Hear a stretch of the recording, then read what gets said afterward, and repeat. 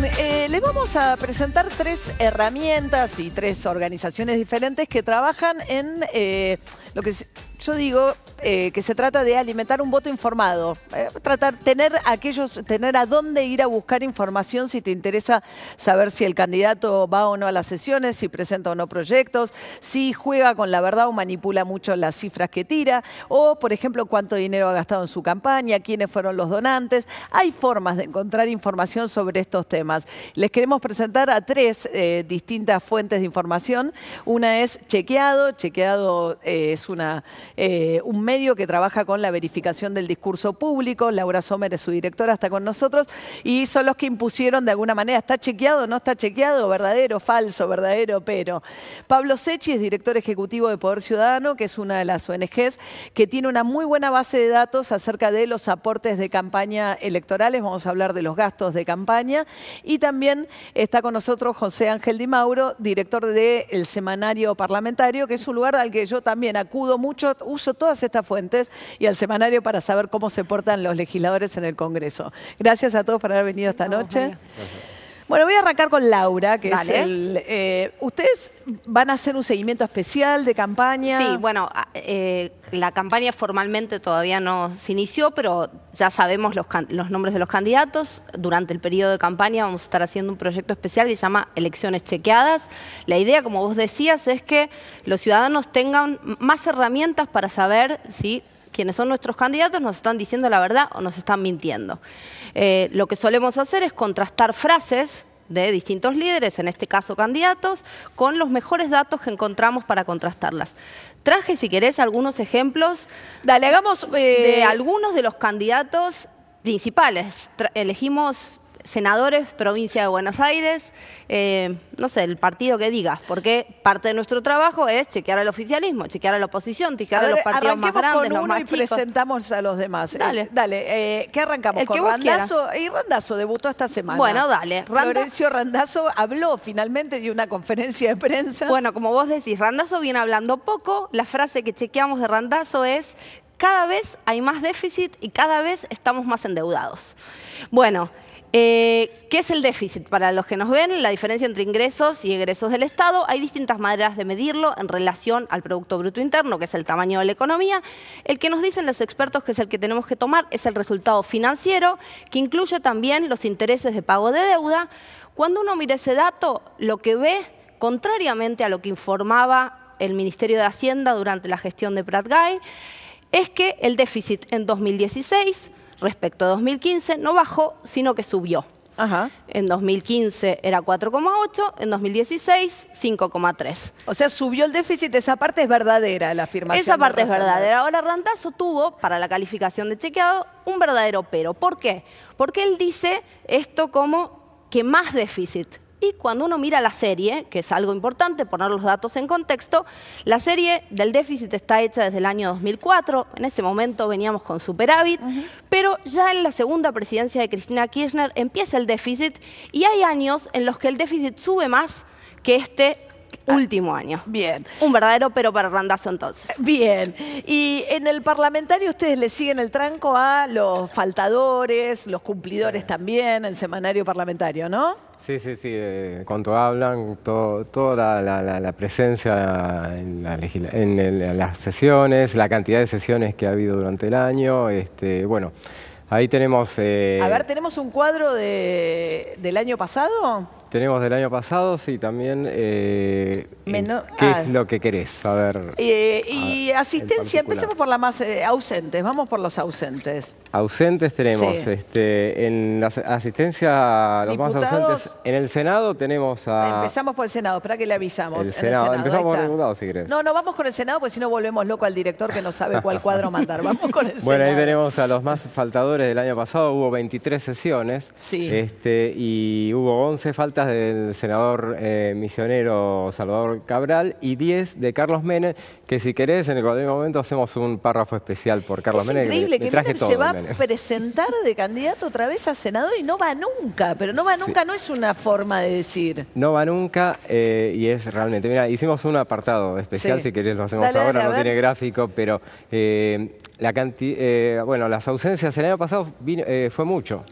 Fue a 13 sesiones El año ¿Ah, anterior sí, fue? había faltado a 13 de 13, o sea, faltó a todas. A todas. En el 2015 faltó No a todas. fue nunca, no se presentó a trabajar nunca. No fue nunca. En el año 2014 fue a una sola sesión. En el año 2013 faltó a todas, hubo 18 sesiones. ¿Y el año pasado sí fue? El año pasado sí, fue Mirá. mucho. O sea, esto que estamos viendo se habla bien de él. En el 2012, hasta ahí contabilizamos, después... O sea que no va nunca.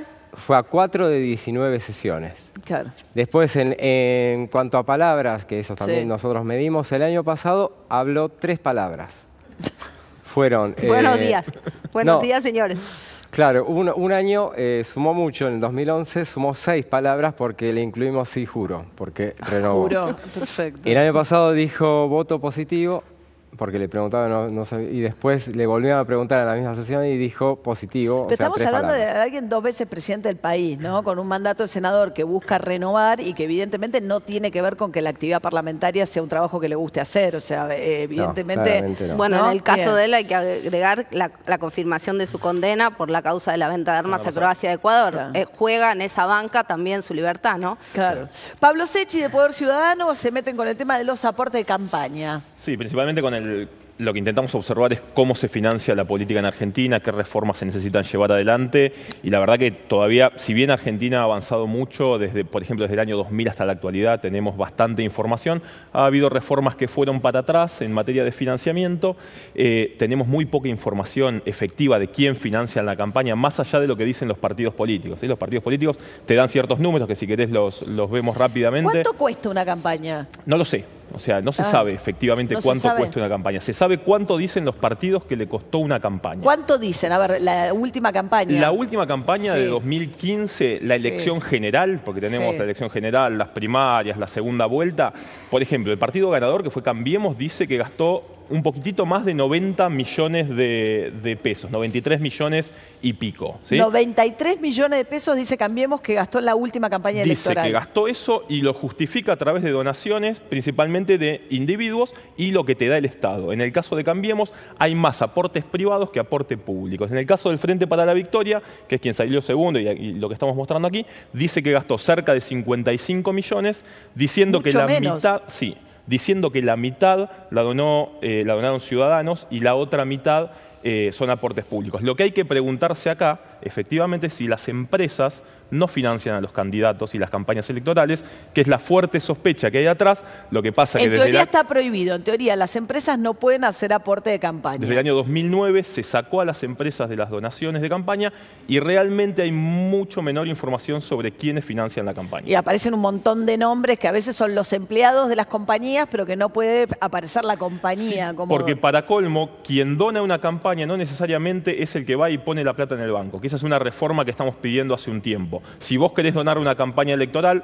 hacelo con una tarjeta de crédito, acercate a la ventanilla, lo que bueno, sea, como pero que te quede exige la registrado. FIP. La FIP a nosotros, digo, ¿no? Para hacer cualquier Sí, transacción. lo que hay son bolseros del financiamiento. Juntan plata y después, por otro lado, te dicen quién fue el que se las dio. Claro, buscan cómo dibujar el Exacto. número. Y de hecho hay que decir también que la Cámara Nacional Electoral le viene reclamando por rendiciones que no están aprobadas todavía, las rendiciones de las últimas No campañas. está aprobada de 2007, por ejemplo. ¿Se acuerdan? La del triple crimen. Sí, claro. Por ese hecho no está aprobada. Y después de eso, esa campaña fue muy financiada por el sector farmacéutico. Después de eso, en el año 2009, se sacó el financiamiento privado de las campañas. Claro. Y hablando de este año en el Congreso, es un año muy moroso en materia de sesiones, ¿no? Suele pasar. Suele pasar, pero no es tan terrible a comparación de otros años realmente, ¿Ah, sí? porque lo estábamos mirando a la misma altura. O sea, seguramente el año va a terminar siendo bastante malo porque Sí. yo calculo que cuando empiece realmente la campaña va a ser claramente, van a faltar sesiones. Pero este año, a lo que fue esta primera mitad del año, hubo 8 sesiones en diputados, 7 en el Senado. Y con relación al año pasado había que hubo mucha actividad, hubo 10 sesiones en diputados y 10 sesiones en el Ah, o sea Senado. que no viene tan mal. Más o menos. Ahora, Y- comparado con el año 2015, que fue legislativo, fue electoral, hubo 4 sesiones ese año solamente y 3 en el En Senado. todo el año. En todo el año. No, en la primera mitad del año. Ah, pues estamos La comparando estamos primera comparando mitad la contra primera. primera. Y ya que estamos, vamos con los diputados faltadores, porque dimos los senadores, Los así no nos diputados queda faltadores, fuera. La más faltadora fue la diputada Dulce Granados. Que vuelve 17. a ser candidata. Ahora a concejal. A concejal. Se va, estuvo muchos años como diputada. Dulce Granados, la mujer de Alejandro Granados, el intendente de Ezeiza. El más faltador. Después también estuvo Luis Vedra Herrera. Ajá. Es el ex gobernador. La Rioja. Claro, y que es un dato. La Rioja tiene problemas para Sí, para La asistir. Rioja tiene problemas para asistir a las sesiones. 9 faltas tuvieron Rodrigo Rodríguez, que es de la Cámpora, y Alberto Roberti tuvo también 9 faltas.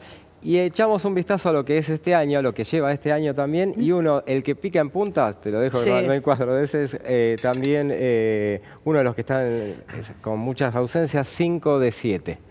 Vedra Herrera.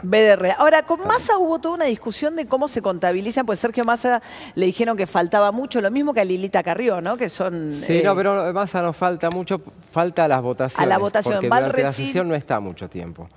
Él entra, está un rato, está en los momentos más álgidos, pero en el transcurso no. En y el por momento de votar, por eso. Y Lilita Carrió también falta mucho. Carrió también falta, no falta a las sesiones, pero en muchas votaciones no va a estar. No se queda hasta el momento de la votación. No se queda, bien. Inclusive en votaciones importantes no ha estado, pero porque no necesitaban su voto. ¿Un chequeado más, Laura? Dale.